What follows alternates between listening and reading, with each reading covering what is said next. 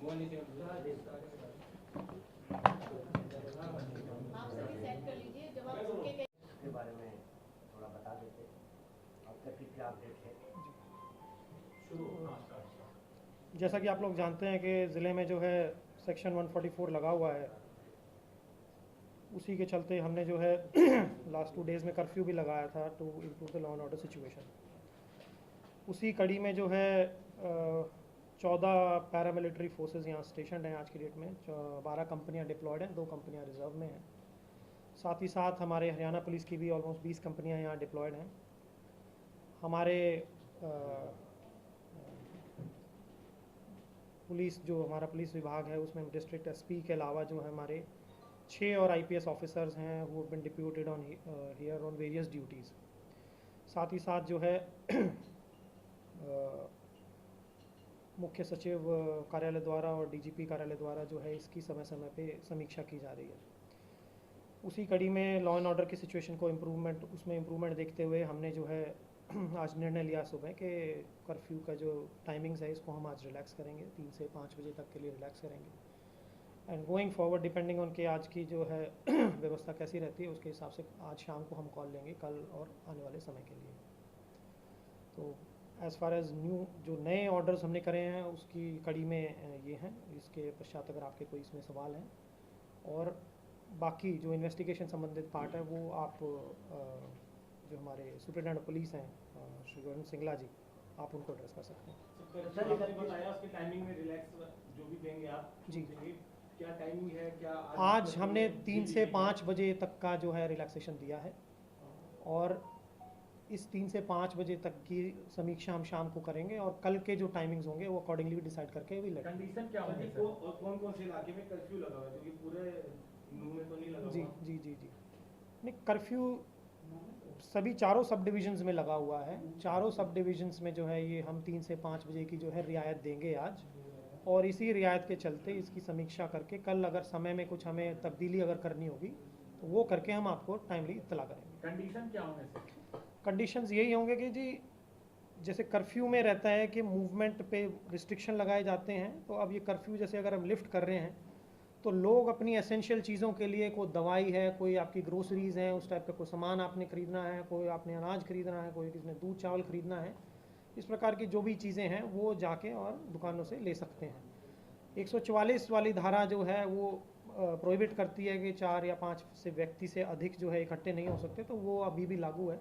तो वो चीज़ हम इंश्योर करवाएंगे कि लोगों का एकत्रित होना जो 144 धारा जो उस चीज़ को प्रोहिबिट करती है वो चालू है। सर स्कूल कॉलेज का क्या कब खुलेंगे और इंटरनेट सेवा कब बहाल होगी? तो इंटरनेट सेवा फ़िलहाल 3 दिन के लिए जो है बंद की गई थी 31 तारीख से, तो कल उसकी भी समीक्षा करके अगर उसको बढ़ाने की ज़रूरत पड़ेगी तो बढ़ाएंगे, और अगर law and order situation improve रही तो उसको भी जो है हम वापस करवाएंगे। स्कूल कॉलेज खुलने का भी समीक्षा जो है कल या परसों की जाएगी। इस हफ्ते तो बंद ही रहेंगे, प्रॉब्ली फ्राइडे को या सैटरडे को इस पर कॉल ली जाएगी ताकि अगले हफ्ते में इसको सुचारू रूप से खोल सकें। सर कर्फ्यू में ढील का जो मुद्दा है, दुकानें खुलनी भी तो जरूरी है कि सामान लोग लेंगे कहाँ से जो आएंगे? तो इसकी इसकी जो हमने मीटिंग सभी कर ली थी, जिसमें हमने मार्केट एसोसिएशन, मंडियों से, जो हमारे दूध के जो बूथ हैं, जो वीटा से हमारी सप्लाई फरीदाबाद से होती है, तो उनको हमने सुबह ही ये दिशा निर्देश दे दिए थे कि प्रॉपर स्टॉकिंग कर ली जाए, प्रॉपर अपने जितने वेंडर्स हैं उनसे संपर्क साध लिया जाए ताकि जब दुकानें खुलें तो लोगों को जो है समयबद्ध तरीके से सामान मिल जाए।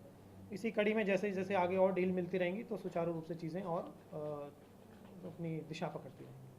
अब तक कितनी गिरफ्तारियां हुई हैं सर, कितनी एफआईआर दर्ज हुई हैं, कितनी टीमें लगी हुई हैं? देखिए अभी तक कुल 41 एफआईआर दर्ज की गई हैं विभिन्न मामलों में, और मुख्यतः 4 थानों के अंदर ये एफआईआर दर्ज हुई हैं। एक एफआईआर हमारी सिटी तावड़ू और बिछोर में भी दर्ज हुई है, और कुल अब तक 116 लोगों की प्रेमा विषय जो इन्वेस्टिगेशन हुई थी उसके ऊपर गिरफ्तारियाँ हुई हैं।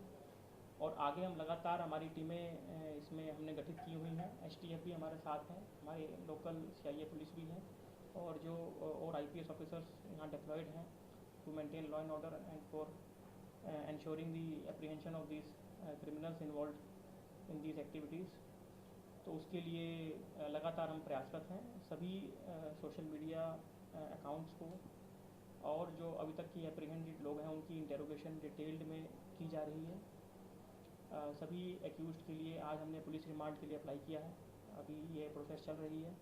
आज शाम तक हमें ये क्लियर हो पाएगा। मैक्सिमम एक्यूज्ड का हमने सभी का पुलिस रिमांड अप्लाई किया है ताकि हम प्रॉपर इन्वेस्टिगेशन कर सकें कि किस प्रकार से ये लोग संगठित हुए थे और किस प्रकार से ये अपराध कारित हुआ था। जो लोग पकड़े गए हैं, सर, एफआईआर हुई भूमिका है नहीं है। सर, जितनी एफआईआर हुई है उन एफआईआर में ज्यादातर एक बात ये कॉमन है कि जो जिन पुलिस कर्मियों की ड्यूटी थी, जिन्होंने अपने बयान के आधार पर एफआईआर दर्ज कराई है कि एक ग्रुप आया, 600-700 लोगों का ग्रुप आया, उन्होंने एक तरीके के नारे लगाए।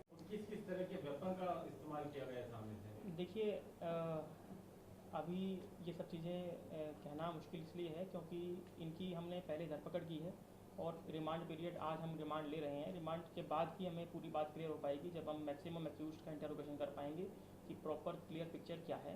तो अभी इसमें कमेंट करना अर्ली होगा।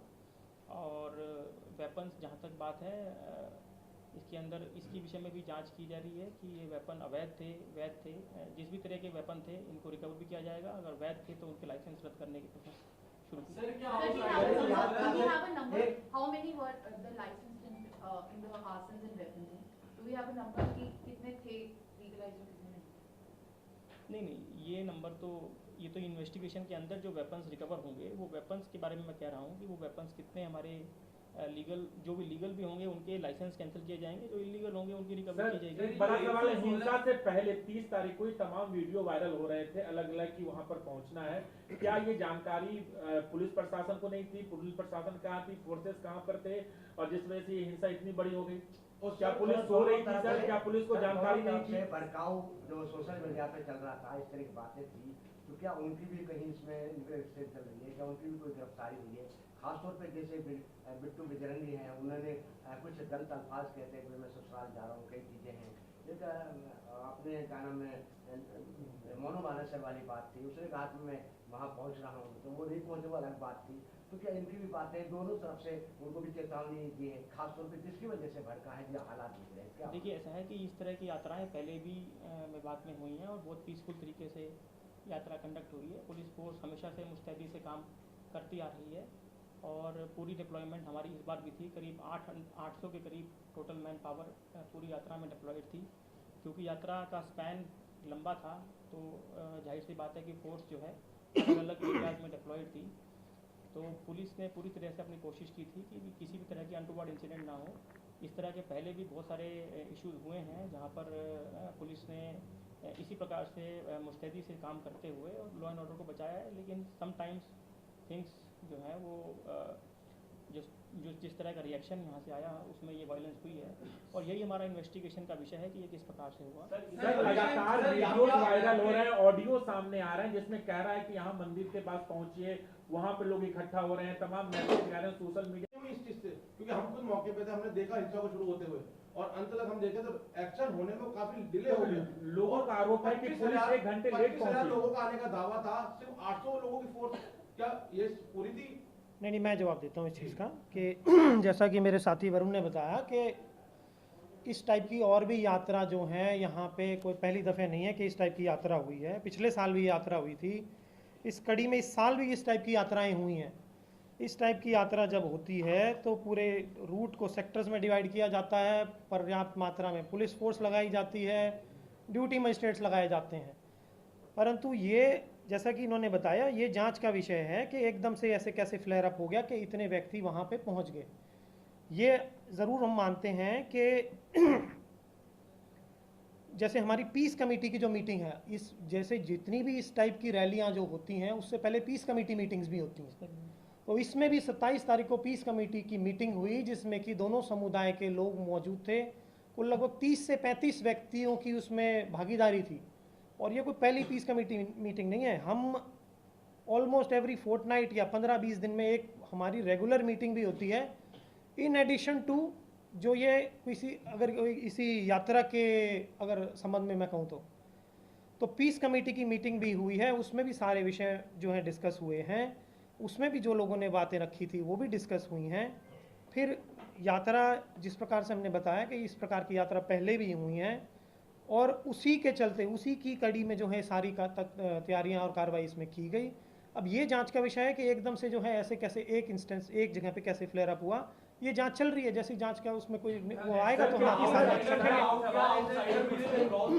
आउटसाइडर की भूमिका भी सामने आ रही है, क्या लोकल लोग हैं या ये दोनों पहलू जो हैं ये इन्वेस्टिगेट किए जा रहे हैं कि इसमें आउटसाइडर्स भी थे या यहाँ पे लोकल लोग भी थे। सर, 2 साल पहले सर 116 लोग जो गिरफ्तार किए गए हैं, अभी तक क्या कौन है वो लोग, क्या उनकी पहचान हो पाई है और कितनी उसमें महिलाएं हैं, कितने उसमें पुरुष हैं, अगर आप इस पे थोड़ा सा बता क्या इनका आपराधिक बैकग्राउंड है जो पकड़े गए हैं कुछ लोगों का? देखिए आपराधिक बैकग्राउंड का भी चेक, क्योंकि टाइम लगता है आपराधिक बैकग्राउंड को चेक करने के लिए, उनके हमें कई सारे पोर्टल्स के ऊपर प्लस वो जिस जगह के रेजिडेंट हैं उस थाने के भी हमें उसके रिकॉर्ड चेक करने पड़ते हैं। तो आपराधिक रिकॉर्ड अभी तक हमारे पास उसकी पुष्टि नहीं हो पाई है और इसमें महिलाएं नहीं हैं, इसमें युवा वर्ग है और सभी लोकलाइट हैं। तो अभी इसके अंदर बाकी लोगों की जो भूमिका है, जो बाहर से बात की जा रही है कि बाहर के जो लोगों की इन्वॉल्वमेंट है उसकी हम जांच कर रहे हैं। पुलिस मुस्तैदी से लगी हुई है, सभी टीमें इसमें जो हमारी सीआईए की भी हैं और जो एसटीएफ की भी हैं वो पूरी तरह से इसमें हर एंगल को जांच कर रहे हैं और बहुत जल्दी जो है हम आपको पूरी सर जांच का विषय तो ये है कि साइबर अपराध